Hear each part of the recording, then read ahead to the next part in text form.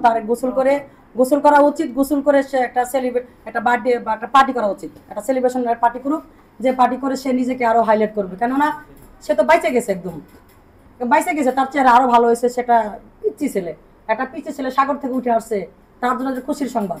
তাকে বলবো, ওরে মামুন মরছো মরছো তুমি মরছো, আর কেউ যেন না মরে, ও যেজন প্রেম বুঝে না, ও মামুন প্রেম দিও না, ও যে শালা প্রেম বুঝে না, তার সনে প্রেম কইরো না। ওরে লাইলির হাতে দিলে বাড়ি, প্রিন্সে পাইতো ব্যথা, এমন করে বলবো আমি ভালোবাসার কথা। মামুনের মনের ব্যথা লাইলা যে আর বুঝলো না, ও যেজন মন বুঝে না, প্রিন্স মামুন মন দিও না, ও লাইলা প্রেম বুঝে না, তার সনে প্রেমের সাগরে ডুইব না।